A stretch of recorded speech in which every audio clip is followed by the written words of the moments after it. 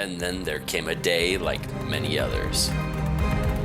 The Best Flarking Podcast. Your nerd's eye view of TV, film, comics, and video games. With you as always, your mother flarking hosts, Dunners and Reach. Is this going to be the one where you guys finally do the fastball special?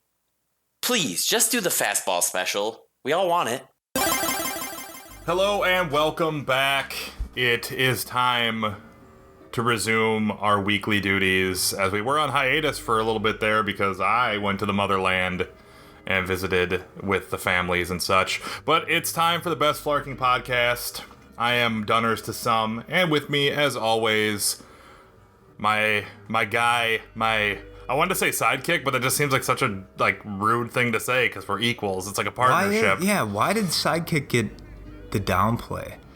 Well, because, it doesn't sound very good. You know, it's like, it's my sidekick, he's here, but I do the most of the stuff, and he kind of punches maybe one guy. Yeah. I'd be down to ride in a sidecar. Yeah, well, sidecars are cool. A sidekick and a sidecar, maybe they cancel each other out. They're just kind of neutral. Yep. So, I don't know. We'll take it. We'll allow it. We'll go with it. Yep.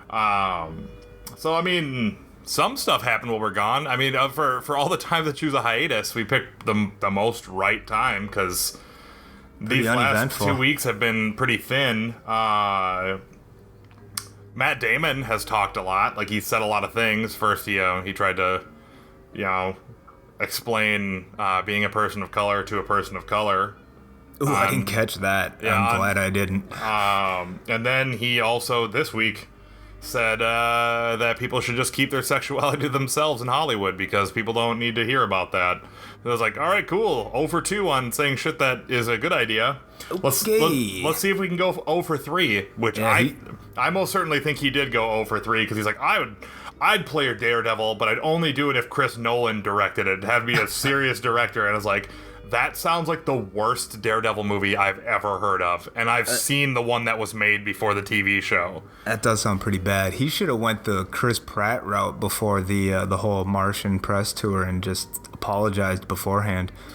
Yeah, I love Chris Pratt's like, hey, I'm just saying sorry now because, these things run for weeks and I'm going to end up saying something that pisses someone off and know that I didn't mean to hurt anyone's feelings.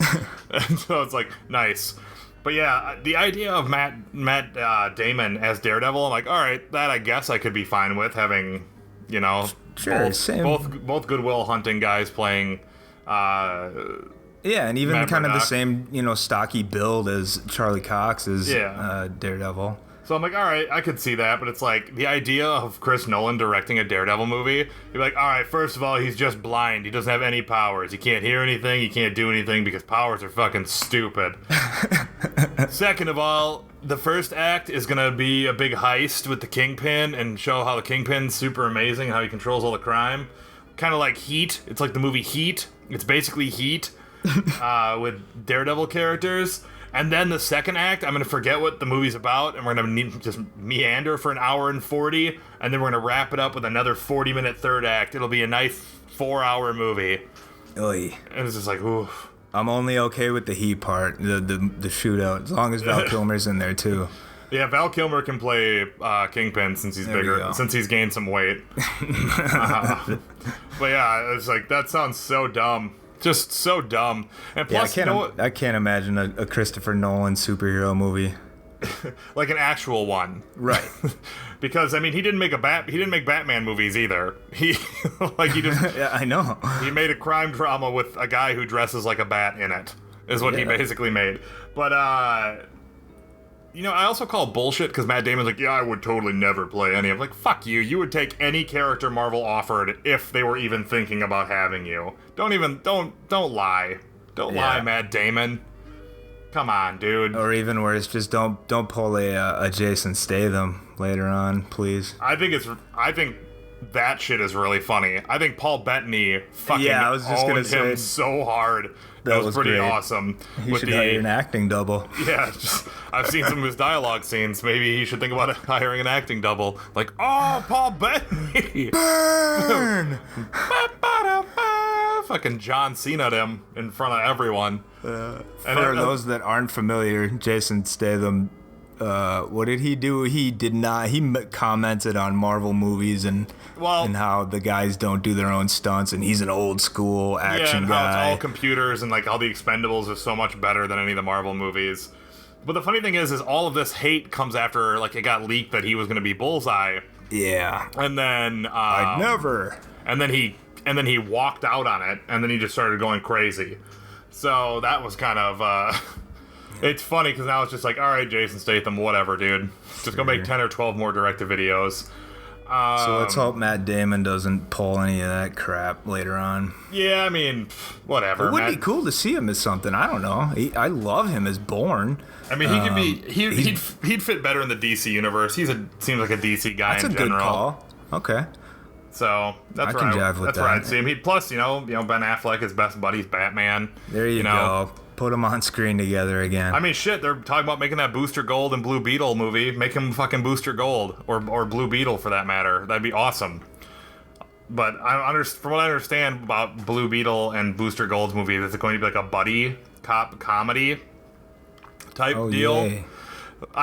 If it's done right, it could be awesome because both of them are pretty humorous as far as the DC characters go. Like Bad Boys humorous, or like they have superpowers, but they also do really dumb shit. So like Workaholics, kind of funny. But they're both really cool characters. So like Step Brothers, kind of. Yeah, in a way. Kind of like an Apatow or like a Gary Sanchez type deal, but with superpowers. Did you get to see Jessica Jones? The thing that Jessica Jones that they released in addition? I was waiting. I saw all the posts on it immediately, and not a single one I went to had the clip. I don't know how or why or what was stopping it, but that wasn't fun. That was very frustrating. Then I saw Marvel's actual tweet of it, and yeah, that was... I remember hearing the description of that footage somewhere, though. I like the idea that she very clearly, her life is in utter disarray. Yes, when they start from the floor and there's bottles and then another bottle on the nightstand. And just booze bottles everywhere, and her alarm is set for 3 o'clock in the afternoon. That's right, I didn't even catch the time. Like, her alarm is set for 3 p.m. Not that it just happened to be on and she slept through it. It's that she plans on sleeping till 3 o'clock every day. Hey, maybe she works the night shift. Well, she's not supposed to be really working anywhere right now because she's just, private eye. And she's just kind of, trying to drink her life away. But I thought that footage was rad, and it was super cool. We're only got like a month and a half until it's here, so I'm super excited about that. My brain immediately just started trying to piece together how they do that. Like, what was that prop made out of to be able to just crush like that? Probably it's like a really thin foam plastic composite that can shatter really easily, and then on top of that doing visual effects for it. There you go. So it's probably a combination of a couple of things. I was just waiting for the smash, arm comes down, pow! But I like just the idea of her grab grabbing and it, just crush it. It's like, nice, subtle nod to her superhuman strength. Cool, cool. Very cool. That works for me. November 20th cannot come soon enough. Yeah, no, it's got it. I'm just waiting with bated breath here for that. Also pretty cool in keeping with female superheroes, a fan trailer is making the rounds for a Spider-Gwen movie, and it makes a pretty strong case for making a Spider-Gwen movie since it has no actual footage in it, and it's all stuff cut from the original Spider-Man trailer that's from Spider-Man's perspective, and Birdman, and Amazing Spider-Man 1 and 2, and a couple of things from Easy A, oddly enough. Oh, yeah. So it looks really good. The Spider-Gwen costume looks kind of dumb, but that's because the VFX artists had to basically composite the Spider-Gwen suit over the top of the existing footage, which, Yeah, it's a fan trailer. Can be a little bit difficult, but for a fan trailer, I was into it. And as a visual effects guy, I respect how hard they worked despite some of the shots falling super flat. But as an audio guy, I can respect some of the chops and edits they had to make in order to get the sentences they wanted. Exactly. Calling someone the cunt line at the door, I'm like, that's Oh yeah, when she's yelling at her dad. Yeah. Well, that was the other part too, though. On the negative side is the mouth doesn't match the audio or what she's saying. Right. But overall, definitely worth a look. Yeah. Definitely worth a look. Kudos to them. Scene that was cut from Avengers, and I think after seeing it, I think rightfully so it was cut. But it adds better context to the story than what they did use in the movie. But I think the scene is actually kind of weak overall. Is Thor being possessed by the Norn in the whatever I can't remember what the pool is called. But when he goes alternatively known as the Fates. Yeah. Correct? Yeah. Yep. So he's hops in the pool and gets possessed, and then him and Eric Selvig have a conversation, and they explain the Infinite Six and go into more what the Mind Gem is, and it's contextually it's just a better piece of storytelling, but the acting in it is so like over the top and kind of crazy that it just didn't really seem to fit. And having Paul Bettany and Thor deliver the dialogue after Vision is created just plays a little bit better, I think, in the movie, to me. Yeah, it was cool to hear the mention of the Infinite Six, since we didn't hear that until recently. Right. They didn't call it that, but yeah, I mean, you're right. Joss even said they test screened it and audiences didn't like it, and I didn't really get what the hell was going on and how it related to the story until it even got into the Mind Stone part. But I thought for sure we were going to see that that woman from the pool that we saw in stills. I can't remember if it was from a trailer or not, but it is. Way before the movie. It's from the first trailer, but and we never saw it in the movie. Yeah, well, Joss said that woman was just a model that they just had in there. And none of it, they just had like a couple female models come in for the scene with Thor, and then that was it. Like those weren't ever. Yeah, it's like people are reading so far into everything we do now that it seems like everything we do is a calculated step, and sometimes it's just people in the background. Is basically damn it, that's not what we want to hear. Oh yeah, no, it's not. But sometimes it's true though. It's like, fuck guys, not everything is like a secret that has a story to it. But I mean, that's again the caveat of running such a huge connected it's universe. It's like us. There's no method to the madness. Yeah, it just happens. Sometimes it just happens. It's just how it is. Considering how it is, I'm gonna go ahead and say that what Hugh Jackman said about Tom Hardy should be how it is. I think if Tom Hardy is as game as he says he is about playing another superhero, he should be the new Wolverine. Yes. That is like flat out fucking perfect. It's like he's jacked, he's awesome as an actor, and he could, like, watching him in Mad Max Fury Road just be all visceral and fucking violent. Oh yeah. We could Total actually get a pretty serious new Wolverine out of the deal. And the way he grunts. Yeah. I mean, because that's all he did in Mad Max. He talked, right. I think he had like 4 lines the whole movie. Otherwise, it's just... Max. My name is Max.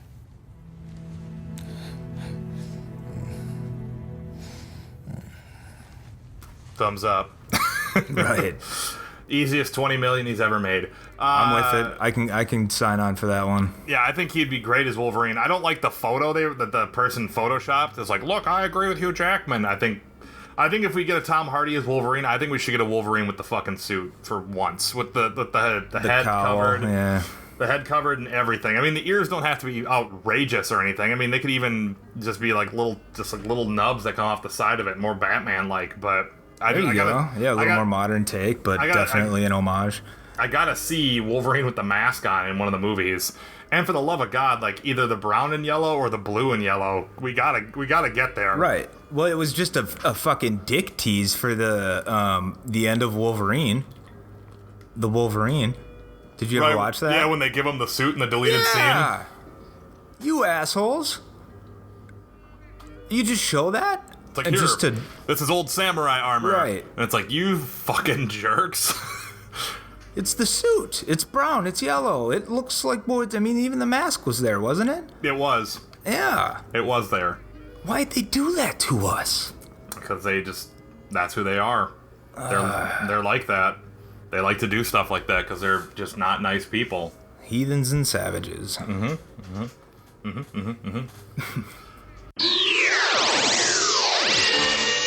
Did you see the Wasp? Did you see the thing with the Wasp? I did see the thing with the Wasp. I liked the thing with the Wasp. I kind of wish the 60s one was the one they went with. I kind of like that. I do too. It would have made sense, but it wouldn't have made sense given that she disappeared. It's true. Still would have been... Can't get that suit back. It's true. Can't get that suit back. But Let's hope they do. That would be very cool. Well, it'd be nice to see if Janet comes back. I'm into this whole idea of Hope though being the one, and Janet just kind of being Hank's obsession, so he doesn't kind of fall out of the Marvel universe, but he's kind of focusing on his own deal instead of trying to be part of saving the world. That's what keeps him kind of grounded. Yeah. So I'm like, I like the idea, but I'm also kind of let's just keep it with Hope. Let's keep it there.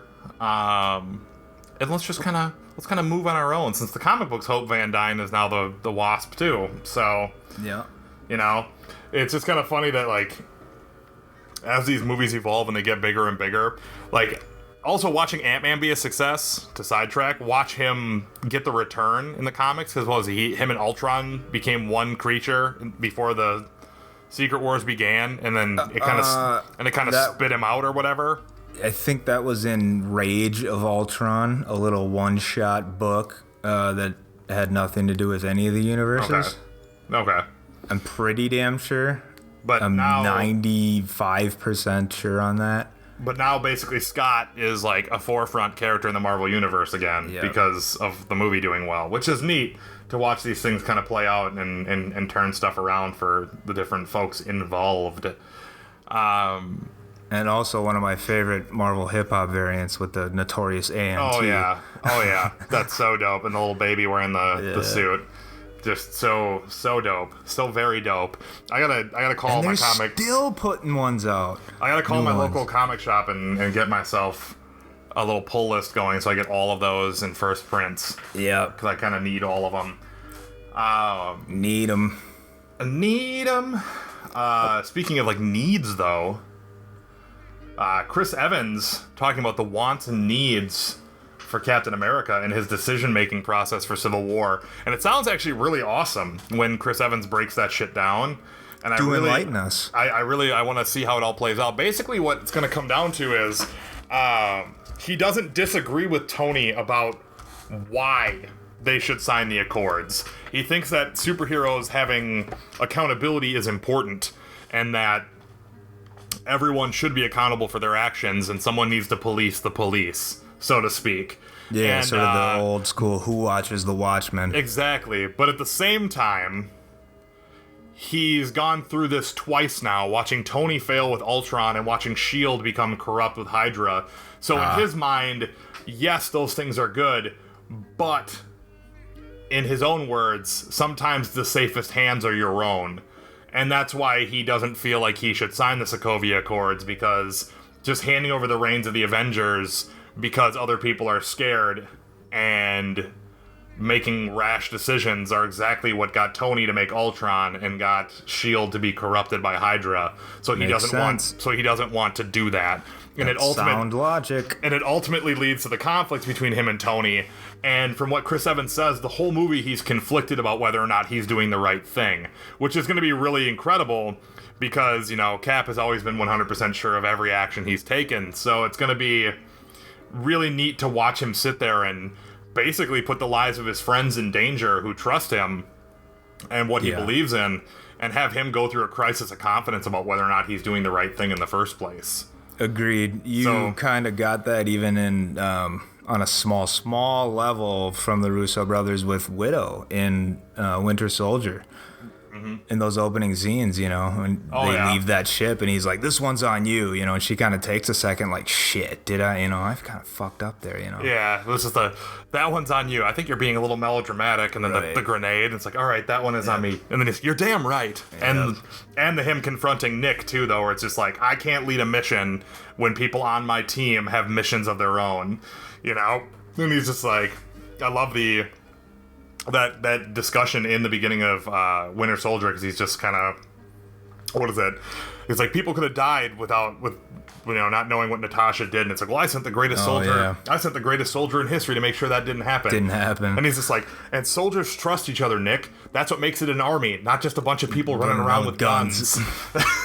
Like, and it's like, that's great line. Yeah, that whole moment in Winter Soldier just like really sets the like official groundwork for like where Cap stands on everything with everyone. Because then on top of that too, where it's like, Fury talking to him about how the Greatest Generation did some really despicable shit in World War II. And he's like, yeah, we did. But we did it so people could be free. This isn't freedom. This is fear. And it's just like him calling Fury on the, like, you're oppressing people with this. Yep. Every time you try to start a war or stop a war before it starts, people die. Yeah, with Tony, it's like every time anyone's ever tried to win a war before it starts, Tony, innocent people die every time. And it's just like there's all these moments where Cap has witnessed all of these people doing these things, and it's amazing, so to speak, to watch Cap's evolution. Like go back and watch the first Avenger now, and watch him as like the wide-eyed guy who just wants to save everybody, and then watch him now at the in Avengers 2, where it's just like he just gets super pissed off at like all of the crazy shit people do for the craziest reasons, and he's just trying to like be like the voice of reason in a world of madness is what it seems like to him. That would be fun to do sometime, is just go back. I should do that, mark off a weekend and watch character development from the MCU. Yeah, dude, and blast through the solo films and the team ones that they're in, but only focusing on those, a character at a time. Yeah, and I have a deeper appreciation for Cap 1. I know a lot of people didn't particularly love. Oh, I love it. Cap 1, but I'm a big fan of like 40s and 50s style like throwback war movies too, and I felt like Cap was really a lot like that with Joe Johnston at the helm. So I was pretty excited about that. And then, the Russos crushed it with Winter Soldier and are probably going to crush it with Civil War, and then continue crushing whatever's left with Infinity War 1 and 2 as well. Just laying to waste. So who do you agree with, Anthony Mackie or Sebastian Stan, on their comments about the ascendance to Capitan America? I'm riding with Anthony Mackie on this one. He makes a great point to say that, if either one of us pick up, Cap's shield, if it's Winter Soldier, we no longer have a Winter Soldier. Mm-hmm. If it's Falcon who picks up the shield, we no longer have a Falcon. And I don't want to see those two guys go yet. We haven't really gotten their, their evolution. They're not done. There's so much more to tell. Bucky, you maybe could, but it's still a little early from the brain, wiping, but I don't know who do you got on that one? I'm being was it Switzerland here? I like both of their points a lot. I'm being neutral as all get out. In my mind, I want Chris Evans to just re-up his contract and be Captain America for the next 5 to 10 movies until he's physically not, doesn't want to keep being so in shape all the time, because he's like 32, and if Robert Downey Jr. is like 52 as Iron Man, Captain America, like he could be Captain America for the next 20 years. It's true. If you really wanted to. Yeah, and more. They could put him, director of S.H.I.E.L.D. at that point, little gray in his hair. Yep, and then, I'm totally into that idea. I think if I had to pick one of them to pick up the S.H.I.E.L.D. and I had to choose, I would choose Sebastian Stan, because I think Anthony Mackie as the Falcon stands on his own as a much better character than the Winter Soldier does, and I feel like that is part and parcel of Anthony Mackie being so talented as an actor and just as a presence on screen. So true. With his cameo in Ant-Man, he feels like a formidable force. With his little moments in Avengers 2 where he's just kind of talking, and even his introduction in Winter Soldier, it's like, oh yeah, this guy could totally be a real deal player in the Marvel Universe. Whereas with Winter Soldier, it's he felt like kind of like a faceless bad guy, and then in the end he kind of had a little something. And he's been in more movies than Anthony Mackie, as far as screen time, and he's still doesn't seem like Bucky Barnes has as much of a cool story. And since he's done all of the assassin missions as Winter Soldier, it's not going to play the same way that like comic book Bucky did. And, Right. you know, and I feel like if Cap died, Bucky would be the one who truly would take it up before Falcon does. But so if I had to choose, I would choose Bucky taking over rather than the Falcon based on like logistics of storytelling. But I would rather have Chris Evans hold on to it the whole time. Yeah, that's not to say either of their comments are wrong. Yeah. Because Sebastian was saying, you know, if it were to happen, it would be me. It should be me. Yeah. And I agree with him, too. Yes, it should. That should be me!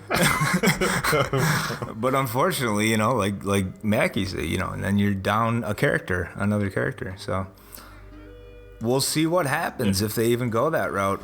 Hopefully they don't. So one of our guys who was in Character of the Week form is got a new run coming up. Yeah, he does. And the premise sounds amazing. It sounds pretty fucking sweet, at least to me. I don't know how you feel about it, Reach, but I think it's I love it fucking too. awesome. I'm not familiar with the author though. Yeah, I'm not familiar with the team, but I like the premise for everything. The art looks great too. Yeah, the cover. I mean, the cover looks awesome. Yeah. But the old Moon Knight is getting his own new series, and they released the preview synopsis and the cover for issue number 1. And number 1 has him dressed as Mr. Knight in a straitjacket in a white padded cell. So basically, it's almost all white with the moon symbol on his forehead and his eyes, and it's really cool looking. The preview leads some very awesome potential story narratives, with being Moon Knight has fought crime in New York City for years, ellipsis. Or has he? It's like, is he just a crazy person who's fabricated his entire existence as a superhero? Oh, Mark. And it's just like, yes, I would like to go down the road with Mark Spector as, is he crazy? Is he just a crazy person? Yeah, the writer was saying that the difference, they were wondering about the pre-Secret War series, because I loved Ellis's quick little run, and they even started up another one before Secret Wars, I think. But this one is going to start where, yeah, Mark is in a mental institution, and he's been stripped of Moon Knight and abandoned by Khonshu. So I don't know how the hell he's going to get out of this one.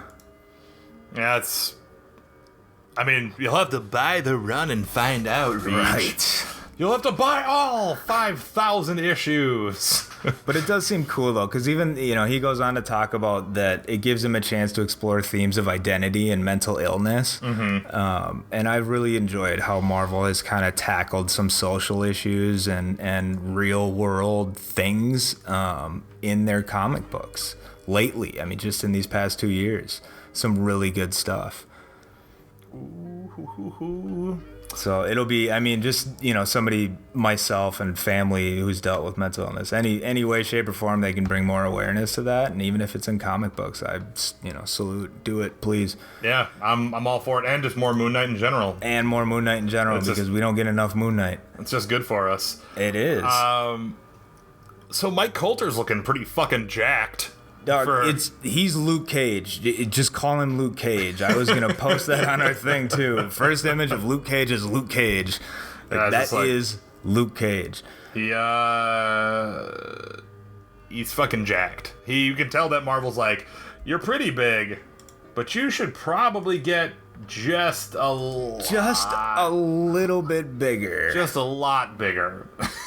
Just maybe put on 5 million pounds of muscle, and they're like, that's not possible, Marvel. And they're like, isn't it?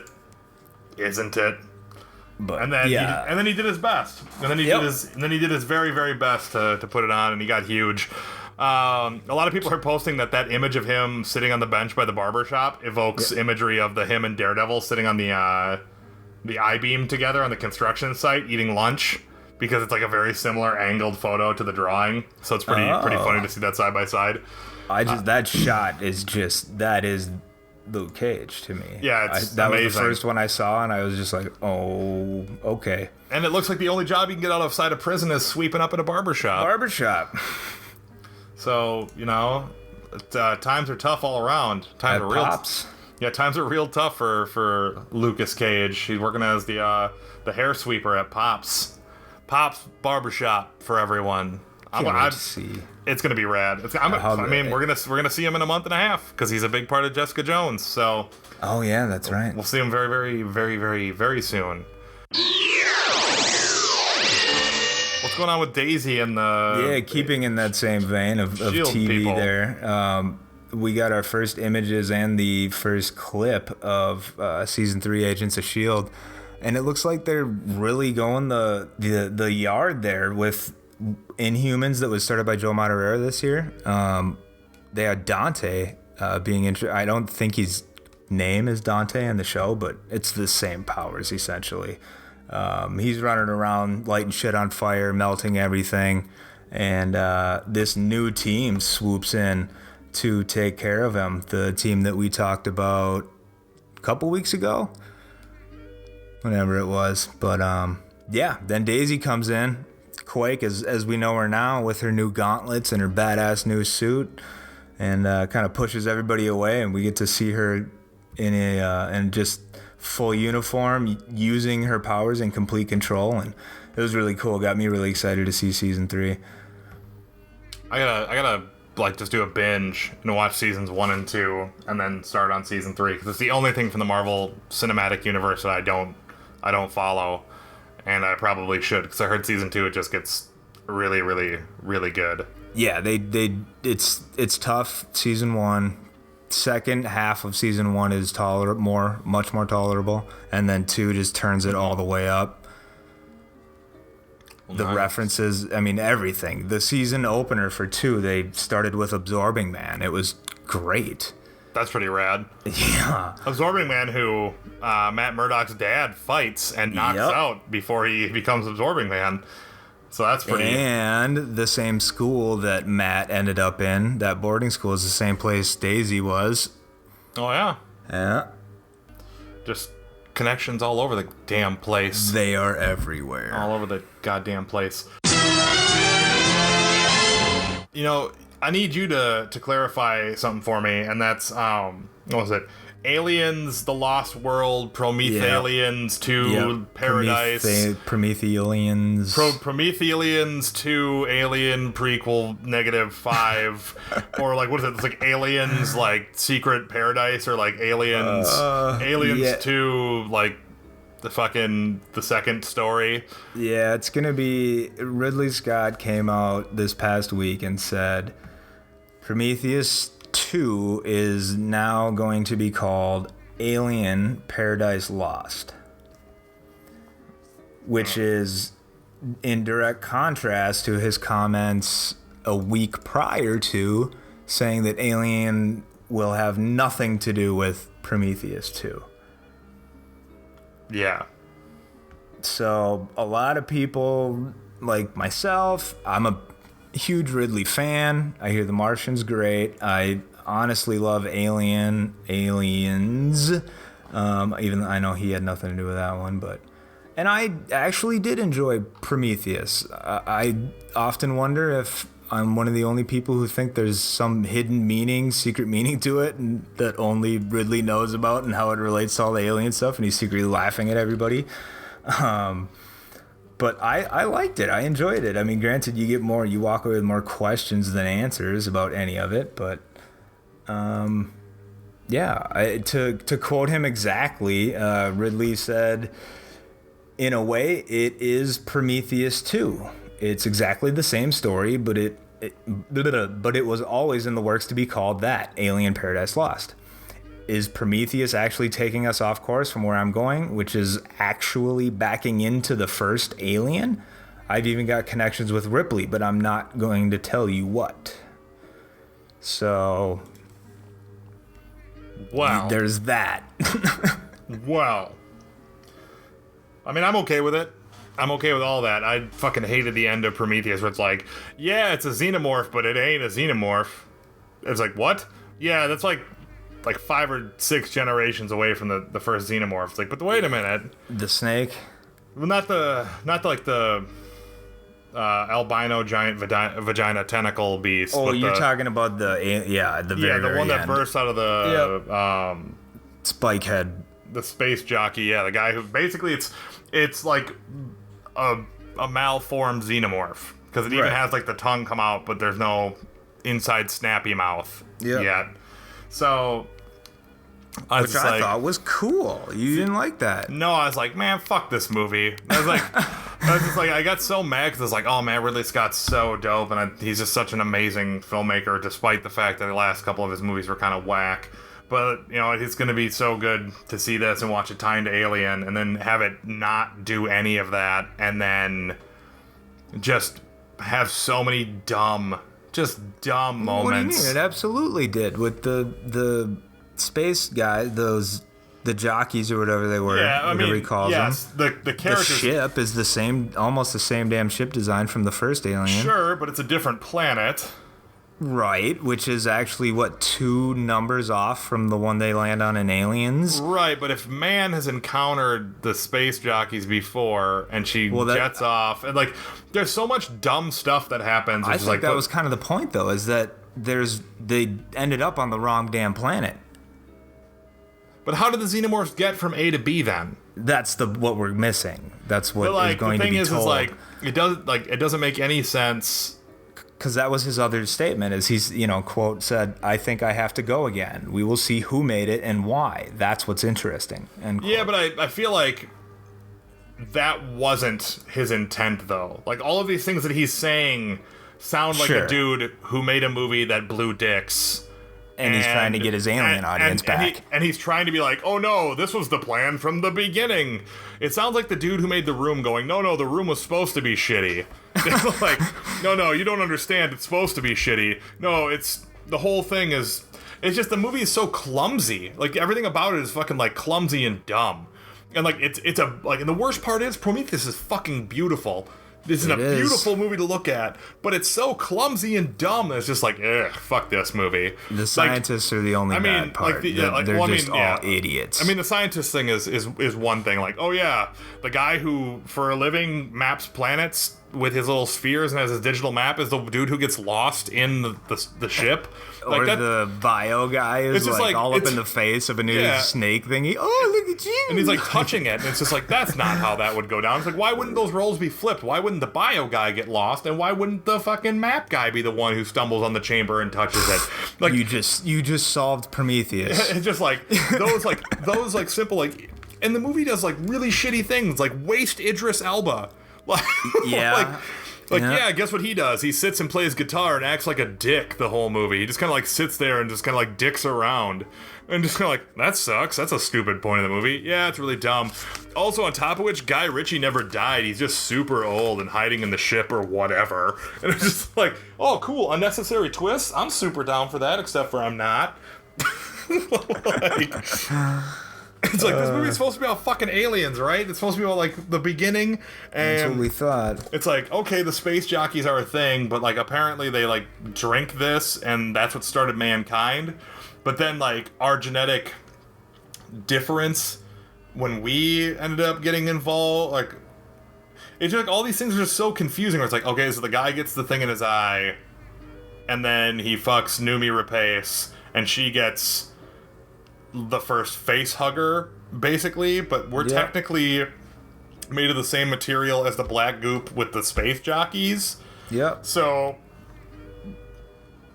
I know you need like a damn flowchart for this shit. So it creates a different creature made from the exact same shit. And now I know that, like, in the grand scheme of things, we're all made from the same atoms, forged in the furnace of the cosmos, and then we're all just like fucking different organizations. But this is like, this would be like a fucking, like, I drank like a gin and tonic and it made me explode, and then it made like orangutans, and then those orangutans had sex, and then they had a baby that they cut out of them, and then that baby grabbed me, or another version of my race, and like merged with me, and then we created a completely separate creature again. It'd be like a cat popped out of that timeline, and it's like, what? Like, that doesn't seem genetically possible. Well, it was because it was the space jockey that it looked different. But the space jockey in the beginning are populating Earth when they drink the fucking shit, and he disintegrates. So it's that's what I thought too, but I couldn't get it. I still, that opening scene, I'm just like, what? That opening scene is him happening. That opening scene is that dude sacrificing his life to start life on Earth. And they even cover that with, like, when they're looking through the ship, where it's like, yeah, they have been lying dormant because something happened, which they never resolve. Like, why is that dude running to the room with the goop, and what is he running from? Like, never explained. Not even talked about. Like, for the hologram. Yeah, the dude who gets his head cut off. Like, never explain what he's running from. Never explains what he's running to. Yeah, it's just like, okay, whatever, fine. We can just go ahead and dismiss a giant Act 2 plot point. It's fine. Like, apparently it doesn't matter. So there's all these things. It's just such a clumsy movie where it's just like, no, trust me, it's gonna pay off in the end. And if Aliens fucking Homer's Odyssey, Sinbad's Seventh Voyage, Prometheus 2 turns out to be amazing and it ties everything together, then great. But it definitely does not feel in my mind that this was his plan ever to tie this together. Because I've in my, like, watching him make those comments of, oh no, Prometheus 4 will tie to Aliens, and then the studio being like, we ain't gonna give you fucking money to make 4 Prometheus, dude. It's just, okay, so Prometheus 2 is going to tie directly to Aliens now, because it's just like, we can't have you fail again, bro. It just can't happen.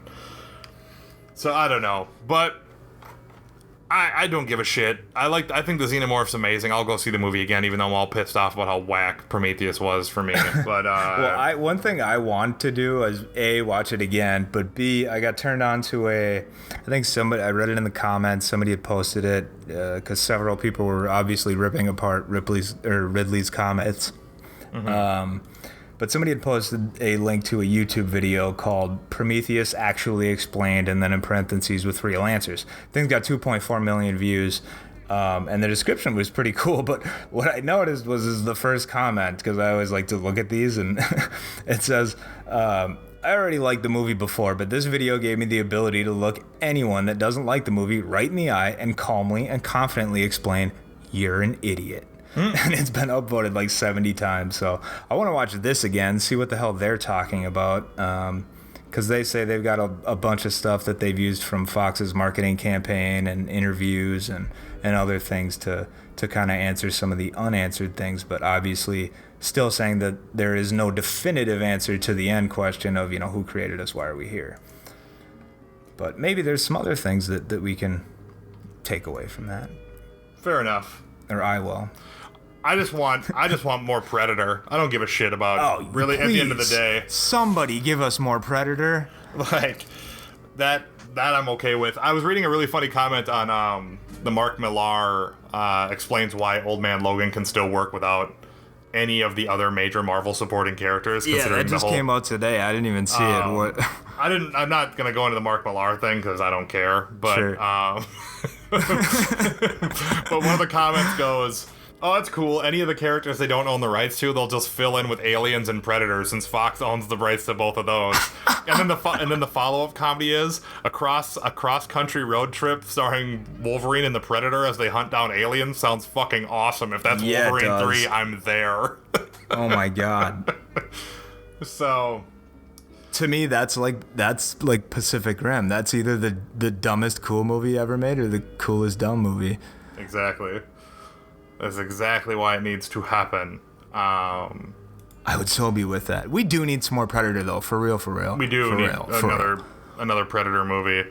Because while Predators was better than either the Alien versus Predator movies, it was still lacking. I really liked Predators.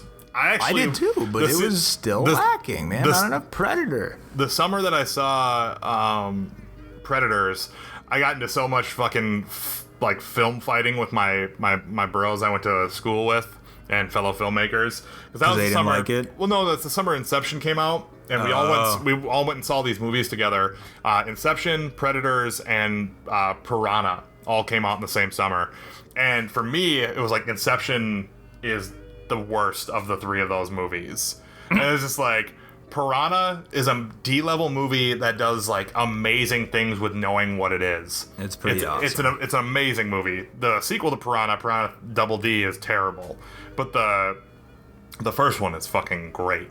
And then Predators is just awesome. Just everything about Predators has everything you love about Predator and Predator 2. Yeah, it was the first time they were able to use the original music again. Yeah, and none of the shit you hate about AVP and AVP Requiem. Right. Like, just none of that shit's there. Like, there's a dude with I love the idea of taking the baddest of the bad, like, killers on Earth and moving them to, like, a game warden planet. Sure. And I'm like, that's so awesome. Like, these guys are space versions of that dentist hunting Cecil the Lion, basically. Oh. But I mean, that's basically what it is. That's basically what it is. Except for in this case, at least the humans knew that they were being hunted. Yeah. I didn't figure it out though until Adrian kind of put him on the game. But I mean, all that stuff was really neat. Like having the Russian guy protect the Topher Grace the whole time. Yeah. And the spin on him being a psycho. Oh yeah, him being a serial killer. I'm like, it makes perfect sense. Like he's the FBI's like top 5 serial killer. Of course he would be there. That makes perfect sense. He preys on people's weaknesses and kills them. What I think was a really big miss, though, and it's a bummer because they couldn't get the scheduling to work, was Lawrence Fishburne's character. I was just gonna say it had to be Lawrence Fishburne, man. Is that character is actually supposed to be Danny Glover, and that the Predators come back and get him because he bested their best Predator, and they wanted to sharpen their metal against Earth's best fighter, and you have no idea how that. Oh man! And that scheduling is supposed to be. That would have set it in stone. I would have no complaint. Imagine that as Danny Glover, who has gone crazy for being on this Predator game planet for like 15 to 20 years fighting Predators. And that's why he's a lunatic, because he's lost his mind. Been great. So there was that, and then there was also at one point in the drafting process for it that I'm never gonna get over that now. Yeah, yep. That's an entire. That's the epitome of ignorance is bliss. Now I'm just mad as hell. Yep. Well, and I mean, prepare to get a little bit more upset. They were going to have a burgeoning action star play the child of Dutch, who also got abducted in the original bunch. What? Yeah, they were going to have The Rock be Dutch's kid, and have The Rock be the son of Dutch, and he grew up listening about Dutch's stories about this invisible monster that Dutch killed in the jungle in the Amazon, and he's like, my dad's just a stupid drunk who's like reliving his glory days in the military, and then he gets abducted by the Predators because they've been having their eye on him because he also killed one of the Predators with his bare hands. So they abduct him too, and like the realization that shit is real is like, oh my god, my dad was never crazy, this shit's nuts. And I was like, that sounds so good. like as a premise to tie all of it together, but it's like and unfortunately, all that shit doesn't work out. So, in the end, you get what you get, and I still dug it. Yeah, because their ship at the end of 2, that was really cool how they panned out, and you got to see a lot more of the skulls, and that was when we got to see the alien skull. Yeah, the queen alien skull, and then also him throwing the gun to Danny Glover, and it's like 1815. Yeah, I was really hoping for them to come back with a Predator 3 and elaborate on that. Well, I mean, go way back. It'd be cool to see one from that era. It would be pretty cool somebody to see who like could a Wild fight West. the Predator in those days. That would be a pretty neat little. It'd have to be somebody who's like a tracker or a hunter, though. It couldn't be just a drunken gunfighter or anything like that. But like when I think about that, it's like, oh yeah, they're in the Wild West. Like, how cool would it have been to have like a Tombstone meets Predator? Oh, I'll be your Huckleberry. Doc Holliday fucking blasting holes in the Predator. Dude, he'd be so unafraid of Predator. He'd be so chill. His eyes would be so far sunken into his head, and it's like, yep. Son, you look ugly as fuck. Just like, yes! So we can hope. Yeah, we can all dream. Or, somebody can cut together a trailer with the footage from Tombstone and the footage from Predator and let it rip. Maybe I will. Maybe I won't. You'll never know. You'll never, ever, ever know. Or maybe you will.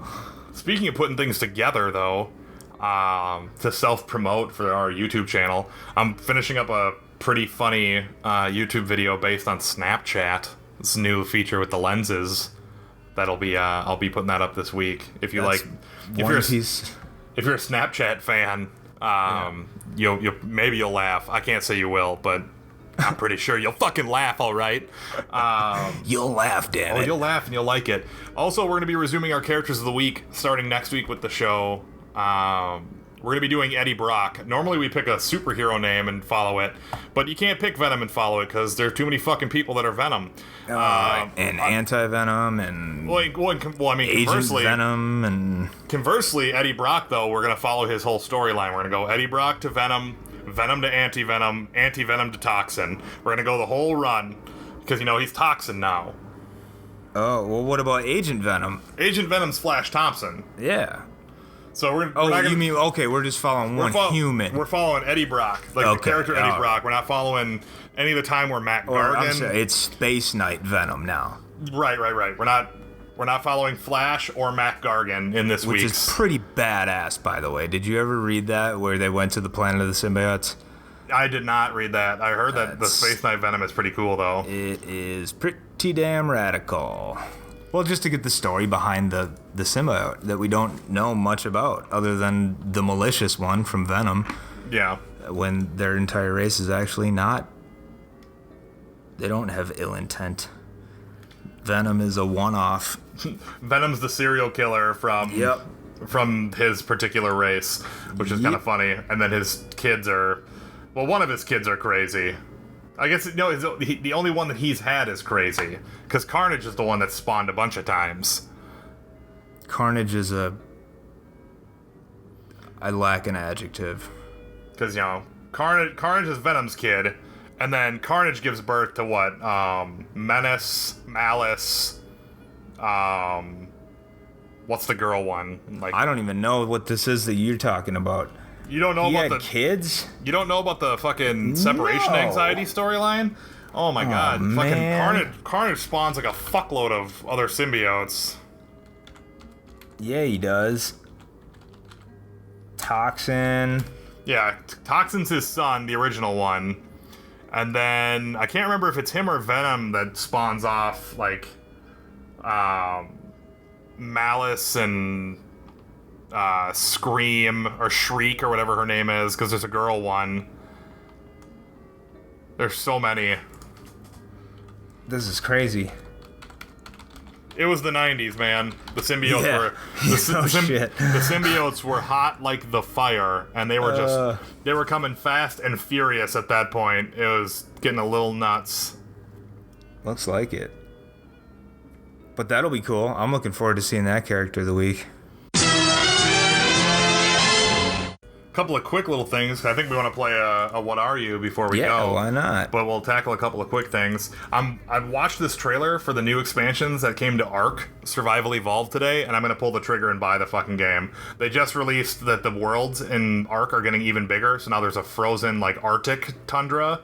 It's called the Megalodon update is what they're calling it, because it's adding 2 full new biomes today of Arctic and swamp, and each one of them has tons of new creatures like dire wolves and giant devil frogs. And it looks amazing, and I'm gonna just pull the trigger and end up buying it because the game already is just filled with nothing but amazing reviews and taming dinosaurs and having awesome adventures. So you wanted to play that one anyways. Yeah, you just didn't think anybody else was going to be playing it. Now it's like I don't give a shit if anyone plays. I'll just play by myself and become the Beastmaster, basically, like from the movie in the 80s. I'll have a couple mongooses and a Black Panther. It's going to be sweet. Personally, I'd rather be Kung Fury. I'll ride a T-Rex. Little T-Rex action and have your friend Triceracop. Yep, my partner Triceracop. Makes sense. Makes lots and lots of sense. Just 2 quick things before we play What Are You? And they'll be very quick, we promise. The supposed plot for Man of Steel 2 is that Brainiac comes to Earth looking for the Codex of Krypton, which is, what Clark was given with his little Superman slammer that his dad gave him. Isn't it in his bones? Yeah, it's in his blood, but that Superman slammer is the key. You know, like the Pog thing. It's like a really big Pog thing that he has that like opens up his baby ship, his egg or whatever that he came in. Yeah, the slammer looking. Yeah. So Brainiac comes to Earth looking for that shit. He apparently runs into the other survivor of Krypton, Kara Zor-El, Supergirl, or if you're on Earth 2, the most sexualized female character in the history of comics, Power Girl. Which is crazy, considering Power Girl is more sexualized than Emma Frost, who is basically just naked all the time. All the time. I grabbed that new Age of Apocalypse, and she's on the front cover, ass out. Yep, that's just Emma Frost getting down. That's how she does it. It's just Emma, don't worry. You know, I mean, I guess she has diamond skin, so she doesn't have to worry about it, but at the same time, it's like, you know, whatever. She's a telepath, too, so it's like, in her mind, everyone... If she really wanted, she would just walk around with no clothes on all the time and just be like, yeah, whatever, you see me in a pantsuit. Nobody'd be none the wiser. Yeah, nobody could know anyways. Yeah. Maybe so that's what's happening, and nobody's in on the joke. Oh, man. That's crazy. Oh. That'd be like one of those nods from Heroes, but well, because the whole thing with Missy Peregrine in Heroes, she wasn't a shapeshifter; she was a reality bender. She could just warp people's perception of her. You know, it's like, oh, weird. That's cool. But yeah, apparently Brainiac comes to Earth. He abducts Kara Zor-El, and he uses her DNA to make Bizarro, and Bizarro fights Superman. And so you have a three-tiered structure of main villain, Brainiac, sub-villain, Bizarro, and introduction of another Kryptonian who's actually aware of who they are. You know, they didn't grow up on Earth the same way, because at least that's what the synopsis says, because in the comics, Kara has grown up on Earth. She's just like Clark, just female Superman, basically, is what. But she's a girl. She's not a man. I don't know. If George Miller directed that, it could be really cool, though. Bizarro could be this, like, crazy Immortan Joe Rictus, like, crazy monster guy. That'd be kind of neat. I could be into that. I'll tell you what I do want to see in a DC movie. If I don't get Solomon Grundy at some point, I'm gonna fucking lose my mind. Because Who's that? Solomon Grundy is based on the rhyme. The Solomon Grundy, born on a Monday, died on a Tuesday, buried on a Thursday, or whatever it was, or fell ill on, or got married on Tuesday, fell ill on Wednesday, died on Thursday, buried on Friday, and that was the end of Solomon Grundy, or whatever. It's like a weird perverted nursery rhyme. But in the comics, some mobster gets killed and like falls into this like cursed marsh that has like toxic chemicals in it, and it brings him back to life, and all he can remember is that rhyme. Oh. And he's like this crazy monster, and he's a total badass, and he's like one of the cooler Batman, Superman, Flash villains. Because, Batman and Batman for the most part gets the coolest villain. So, as soon as Solomon Grundy got some traction, he had to become a Batman villain because nobody else gets to have good villains in the DC universe.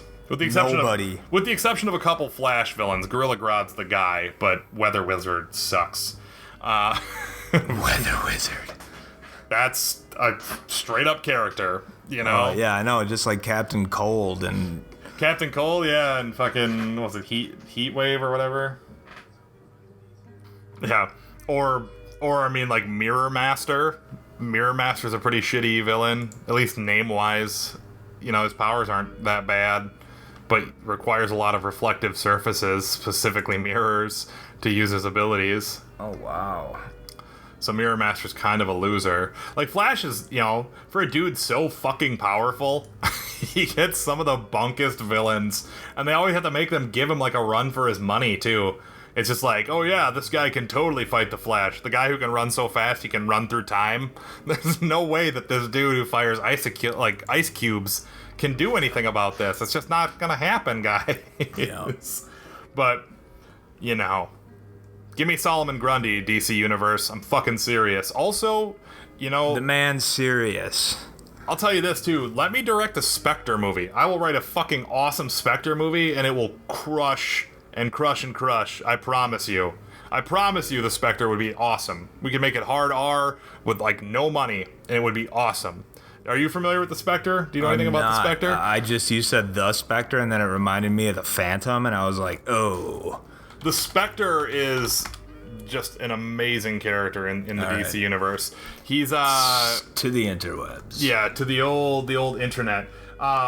He's the spirit of vengeance and redemption. Oh, he looks badass. in the Marvel universe, and he's a ghost basically. And the one that I the one that I particularly like is there's a cop who becomes the Spectre, and he uses it to it's Jim Corrigan. That's who it is.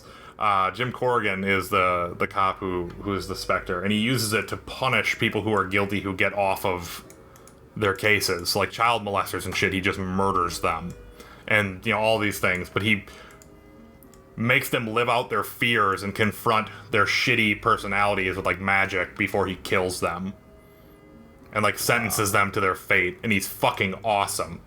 Like he's a more involved Ghost Rider without like all the pageantry. And then, I can't remember. I want to say that Hal Jordan is the Spectre right now. But there's something about Parallax and him, and I don't know if he is currently, because the New 52, I think, rebooted everything. But before the New 52 happened and Hal Jordan freed himself of Parallax, he took over as the Spectre. And instead of becoming the Spirit of Vengeance, he became the Spirit of Redemption. And like they kind of softened him up a bit, but the Spectre is prime for like a Blumhouse level budget, like a 10 to 15 million, getting like an Ethan Hawke in there as Jim Corrigan as the detective, and keep it like really small, and then do these kind of like horror movie scary ass scenes to these bad people, and then he kills them, and like that would be a really neat superhero movie that could take place in DC's universe. You're welcome, DC. That's that's a free idea right there, where you can make that movie for you can make there that movie you go. You can make that movie for 15 to 40 million, and I guarantee that it would make 100 million its opening weekend. You release it in Halloween, boom, you've nailed that shit to the wall. You've nailed it this guy to the wall. just handing out ideas. Just giving them away for free, because I want to make these movies. I want to make these movies, man. Sidetrack there, but Yeah, the second quick thing. The second quick thing of all. We'll make sure it's very quick. Suicide Squad, the bad guy in it is supposed to be the Enchantress. Apparently one of the members of the team goes Looney Tunes with her powers and But trying do to we know she's a member of the team? I'm we saying don't have member, enough. I'm there. saying member of the team because she's a member of the team in the comics. I can't say Sure. in the movies. But in the movies, I'm assuming what's going to happen is she's bad. She's trying to resurrect her dead brother and use her powers to do something wild, and she's all crazy. And they have to fight her because she's gone just berserk with her powers, and no one can get close to her. So they send these people to take her out. And then, but it's like something else catastrophic happens in its wake. And then afterwards, obviously, they keep her alive, and bada bing, bada boom, she's on the team in the end. So we can move forward. And that one was really quick, so that makes up for the other one. Well, But- did you, on Suicide Squad real quick, did you hear about Leto's appearance at the Spain Music Festival or whatever it was? The one saying that they're going to lock him in a box after it's all said and Yeah, done. but more so the comment at the guy in the crowd. Oh, yeah. Wasn't that awesome? Yep. Yeah, that's pretty sweet. You should Hey, elucidate you guy, everyone. you in the Batman shirt. You're pretty brave. Yeah. So I love that when actors just go into character real quick, and then he did his laugh and yeah. said, "Oh, they're gonna lock me in a box after they see this one." Yeah, I'm into it. I'm all after seeing him in the trailer. I'm willing to give him the shot. And hearing about the gifts he was sending his co-stars. Yeah, the like freaky like dolls with mouths sewn shut and like goofy fucking a dead hog corpse. Yeah, just with a bullet for Will Smith. Yeah, just all sorts of just ridiculous shit. A handwritten note and some skull or something, wasn't it, for Margot? Yeah, just ridiculous shit that he's sending them. Good on him for throwing him into his role. Yep. So it's time for a round of What Are You? Something we haven't done since Sarah was here. So let's do it. Like, I'll let you start off and run through your whole list, and then I'll run through mine. I know it's a little different than what we normally do. Yeah. But we'll do it. I am currently reading. Well, actually, I'm not doing too much reading right now, as I got this weird eye thing going on. But what I was reading prior to the podcast, gotten through Saga Book 5, which is just probably the best series I have read in the better part of a decade. It's just awesome. The story, it doesn't need to be anything crazy. It's just super, super good. I don't know if you're reading that one, but oh my God, check it out. The hardcover is probably only like $30. You could get it for off Amazon. That collects all first 3 volumes. But other than that, on my to-read list, I have a whole bunch of Image stuff. I grabbed Witches last week, which is supposed to be super scary. I got the Rochi Limit, which is about people living in space, but it's abandoned, some abandoned planet, dwarf planet. I got Remender's Low. That looks really, really good. And then still trying to get to the damn Wicked and Divine. But I've been watching a new anime I caught on Netflix, Fate Stay, Unlimited Blade Works. God, First fucking episode. Japanese cartoons, man. Why are their names always I know, got the 8,000 names are things in the it? worst. And people, what do you want, Oh, what is it? I'm into this new anime. Oh, what is it? You don't want to say it. Yeah, it's just like... Fate Stay Unlimited Blade Works. No, it's really cool, man. It's like the fights remind me of DBZ, super fast and really cool laser shit going on, magic, all sorts of really cool stuff. Voice acting in English sucks so terribly bad. And I don't know why I tried to do it, because normally I just watch stuff in Japanese anyways and read the subtitles. Mm-hmm.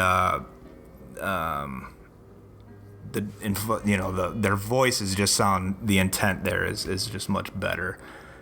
And what else? Oh, I finally watched It Follows. I think we talked about that. Yep.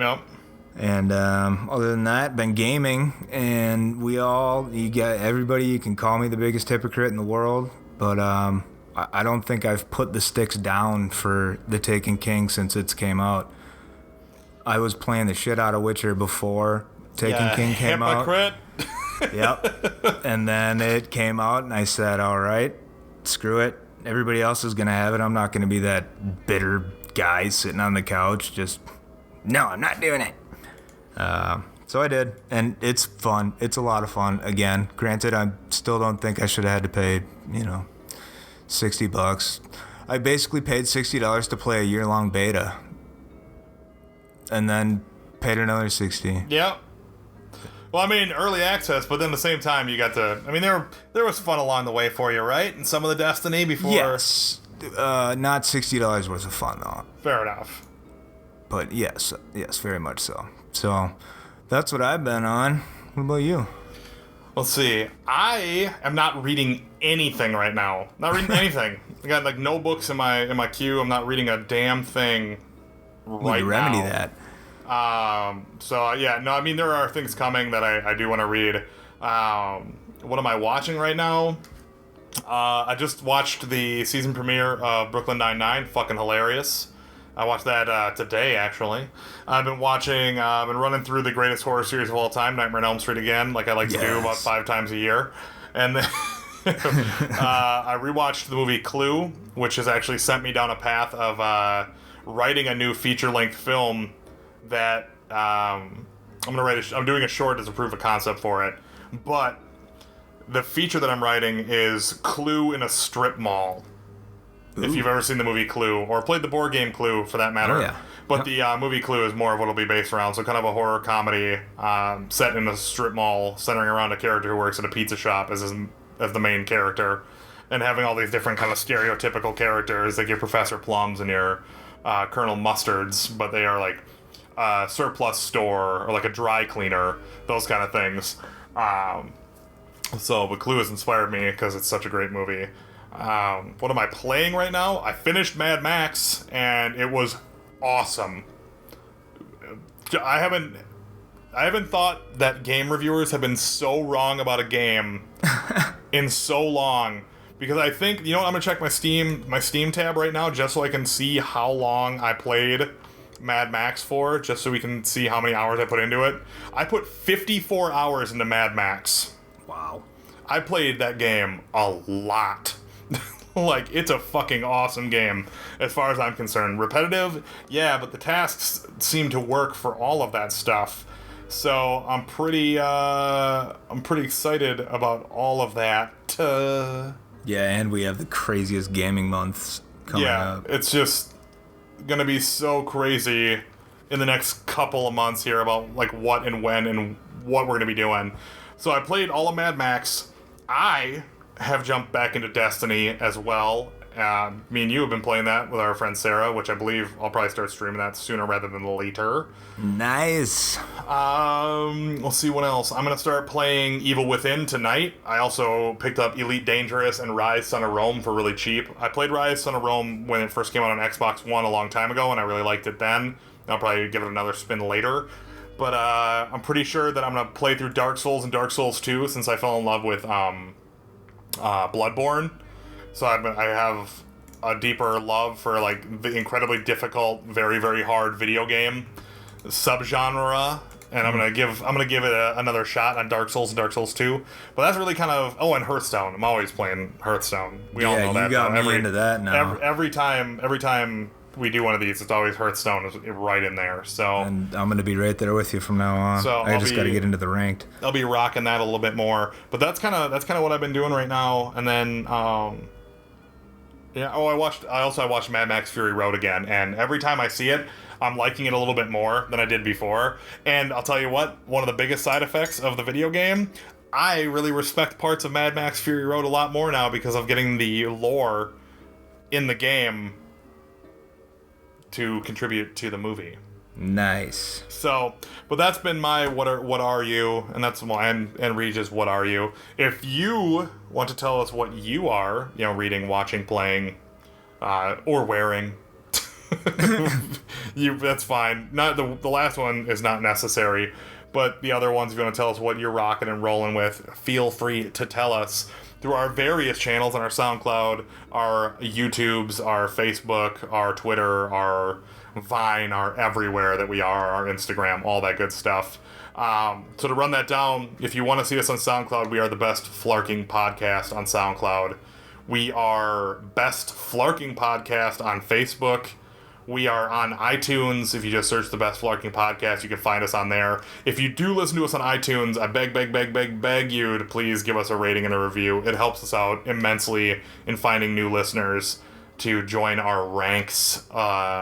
And, that's something we would like. I think we both would be super happy to just do this flarking shit. I wouldn't be mad at it. Full time. So help us out. You are the only ones who can prevent us from having to work regular jobs. Only you can prevent mediocrity. Exactly. Only you can prevent mediocrity and us working 9 to 5s. Yep. So, please help us. And then the YouTube, we are Evil Ice Cream Pictures on YouTube. We're a week behind. I still haven't gotten episode 10 up there, but that will be remedied very, very shortly. I know. We are on Instagram as the Best Flarking Podcast. If you want to see our cool little snippets of stuff that we do, because we always have extra content that we make because we love you guys so very much. And then we are on Twitter and Vine as @MotherFlarker, so feel free to follow us and join in the conversation there as well, and we will be more than happy to respond because Reg and I both are in control of that Twitter, and you will never know which one of us is actually responding to you ever. That's our just nefarious plot. So those are all the places you can find us. Feel free to spread the word. Tell a friend. Tell 2 friends. Do it like a pyramid scheme. You tell a friend, you tell 2 friends, and then have those 2 friends tell 2 friends. 2 more friends? And then every time they tell people, you get cool points from us, but they're also part of the percentage of the cool points of the people below you. And then when they have even more, we'll have a convention in Vegas where we'll do like a seminar and tell you how to tell people how our podcast is cool. Yep. It'll be the best flarking convention. Yeah, the best flarking pyramid scheme. Yes. But yeah, that's what's up. So, you guys have been great for listening this whole time, and we have been pretty awesome for talking this whole time. We have. I personally have been dunners to some this entire time. And I've kind of been Reed. And then together, we are the best Flarking podcast.